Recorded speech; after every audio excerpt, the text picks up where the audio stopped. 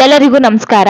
ಇವತ್ತಿನ ರೆಸಿಪಿ ಬಂದ್ಬಿಟ್ಟು ಸ್ವೀಟ್ ಬೂಂದಿ ಒಂದು 10-20 ನಿಮಿಷದಲ್ಲೆಲ್ಲ ಬೇಗನೆ ಆಗುವಂತಹ ಸ್ವೀಟ್ ಬೂಂದಿ ಕಾಳು ಅಂತಾನೆ ಹೇಳ್ಬೋದು. ಬನ್ನಿ ಹೇಗ್ ಮಾಡೋದು ಅಂತ ನೋಡೋಣ. ಮೊದಲಿಗೆ ನಾನು ಒಂದು ಬೌಲ್ ನ ಇಟ್ಕೊಂಡು ಇದಕ್ಕೆ 1 ಕಪ್ ಅಷ್ಟು ಕಡಲೆ ಹಿಟ್ಟನ್ನ ಒಂದ್ಸಲ ಈ ರೀತಿಯಾಗಿ ಜರಡಿ ಹಾಡ್ಕೊಳ್ಳಿ.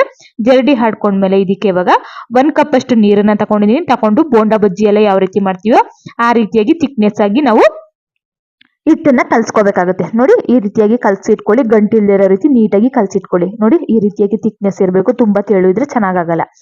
ಇಷ್ಟು ಕಲ್ಸಿಟ್ಕೊಂಡ್ಮೇಲೆ ಇವಾಗ ಎಣ್ಣೆನು ಕೂಡ ಚೆನ್ನಾಗಿ ಕಾಯ್ದಿದೆ. ಇವಾಗ ಈ ತರ ತೂತ್ಗಳಿರುತ್ತಲ್ಲ ಜಾಲ್ರಿ ಅದನ್ನ ತಗೊಳ್ಳಿ. ಒಂದ್ ಸೌಟಷ್ಟು ಕಡಲೆ ಹಿಟ್ಟನ್ನ ಹಾಕೊಳ್ಳಿ. ಹಾಕೊಂಡ್ಮೇಲೆ ನೋಡಿ ಯಾವ ರೀತಿಯಾಗಿ ಬೀಳ್ತಾ ಇದೆ ಅಂತ ಒಂದ್ ಸ್ಪೂನ್ ಇಂದ ಈ ರೀತಿಯಾಗಿ ಅಳ್ಳಾಡ್ಸಿದ್ರೆ ನೀಟಾಗಿ ಬೂಂದಿ ಕಾಳೆಲ್ಲ ಎಣ್ಣೆಗೆ ಬೀಳುತ್ತೆ. ಒಂದ್ 2 ನಿಮಿಷ ಆಗೋ ತನಕ ಹಾಗೇನೆ ಬಿಟ್ಬಿಡಿ. ಅದಾದ್ಮೇಲೆ ಒಂದ್ಸಲ ಚೆನ್ನಾಗಿ ತಿರುವಾಕಿ ಚೆನ್ನಾಗಿ ಬೇಯಿಸ್ಕೊಳ್ಳಿ. ನೋಡಿ ನಿಮಗೆ ಗೊತ್ತಾಗ್ಬಿಡುತ್ತೆ ನಮ್ಗೆ ಬೂಂದಿ ಕಾಳು ಚೆನ್ನಾಗಿ ಕ್ರಿಸ್ಪಿಯಾಗಿ ಬೆಂದಿದೆಯಾ ಅಂತ. ಬೇಯಿಸುವಾಗ್ಲೇ ಗೊತ್ತಾಗ್ಬಿಡುತ್ತೆ. ನೋಡಿ ಇಷ್ಟ ಆದ್ರೆ ಸಾಕು.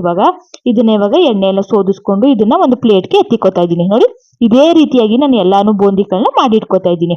ನೋಡಿ ಈ ರೀತಿಯಾಗಿ ಆಗಿದೆ. ಇದನ್ನ ಇವಾಗ ಒಂದು ಪ್ಲೇಟ್ಗೆ ಸರ್ವ್ ಮಾಡ್ಕೊಳ್ಳೋಣ. ಸರ್ವ್ ಮಾಡ್ಕೊಂಡ್ಮೇಲೆ ಇದಕ್ಕೆ ಇವಾಗ ಸಕ್ಕರೆ ಪಾಕನ ನಾವು ರೆಡಿ ಮಾಡ್ಕೋಬೇಕಾಗುತ್ತೆ. ಇವಾಗ ಒಂದು ಬಾಣಲಿನ ಇಟ್ಕೊಂಡಿದ್ದೀನಿ. ಇದಕ್ಕೆ 1 ಕಪ್ ಅಷ್ಟು ಸಕ್ಕರೆನ ಹಾಕೋತಾ ಇದ್ದೀನಿ. ಮತ್ತೆ ಅರ್ಧ ಕಪ್ ಅಷ್ಟು ನೀರನ್ನ ಹಾಕೋತಾ ಇದ್ದೀನಿ. ಹಾಕೊಂಡು ಸ್ವಲ್ಪ ಕೇಸರಿ ಎಲೆಗಳನ್ನ ಹಾಕೋತಾ ಇದ್ದೀನಿ. ಇದು ಆಪ್ಷನಲ್, ಹಾಕ್ಲೇಬೇಕಂತೇನಿಲ್ಲ, ಸ್ಕಿಪ್ ಕೂಡ ಮಾಡ್ಬೋದು. ಬೇಕಿದ್ರೆ ನೀವು ಸ್ವಲ್ಪ ಏಲಕ್ಕಿ ಪೌಡರ್ನು ಕೂಡ ಯೂಸ್ ಮಾಡ್ಬೋದು. ಫ್ಲೇವರ್ ಚೆನ್ನಾಗಿರುತ್ತೆ.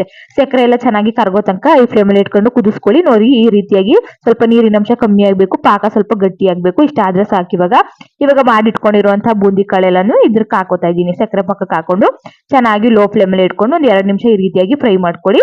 ಈ ರೀತಿಯಾಗಿ ಮಿಕ್ಸ್ ಆದ್ಮೇಲೆ ಸ್ಟವ್ ನ ಆಫ್ ಮಾಡಿ ಒಂದ್ 10 ನಿಮಿಷ ಹಾಗೇನೆ ಬಿಟ್ಬಿಟ್ರೆ ಬೂಂದಿ ಕಾಳೆಲ್ಲ ಚೆನ್ನಾಗಿ ಆ ಸಕ್ಕರೆ ಪಾಕನ ಚೆನ್ನಾಗಿ ಅಬ್ಸರ್ವ್ ಮಾಡ್ಕೊಳ್ಳುತ್ತೆ, ನೀಟಾಗಿ ಕುಡಿಯುತ್ತೆ. ಒಂದ್ 10 ನಿಮಿಷ ಬಿಟ್ಟಾದ್ಮೇಲೆ ನೋಡಿ ಈ ರೀತಿಯಾಗಿ ಜಾಲರಿಲಿ ಸಕ್ಕರೆ ಪಾಕ ಏನಿದೆ ಎಕ್ಸ್ಟ್ರಾ ಅದೆಲ್ಲ ನೀಟಾಗಿ ಸೋದಿಸ್ಕೊಳ್ಳೋಣ. ನೋಡಿ ಈ ರೀತಿಯಾಗಿ ಜಾಲರಿಗೆ ಹಾಕಿ ಬಿಟ್ಬಿಟ್ರೆ ಸಕ್ಕರೆ ಪಾಕ ಎಲ್ಲ ನೀಟಾಗಿ ಕ್ಲಿಯರ್ ಆಗುತ್ತೆ. ಮತ್ತೆ ಬೂಂದಿ ಕಾಳು ಸ್ವಲ್ಪ ಉದುದ್ರಾಗಿ ಚೆನ್ನಾಗಿ ಬರುತ್ತೆ. ನೋಡಿ ಈ ರೀತಿಯಾಗಿ ಒಂದು ಕಾಳನ್ನ ನಾವು ಪ್ರೆಸ್ ಮಾಡಿ ನೋಡಿದ್ರೆ ಎಷ್ಟು ಚೆನ್ನಾಗಿ ನಮ್ಗೆ ಸಕ್ಕರೆ ಪಾಕನ ಬೂಂದಿ ಕಾಳು ಕುಡಿದಿದೆ ಅಂತ ಹೇಳಿ ತುಂಬಾ ಚೆನ್ನಾಗಿರುತ್ತೆ.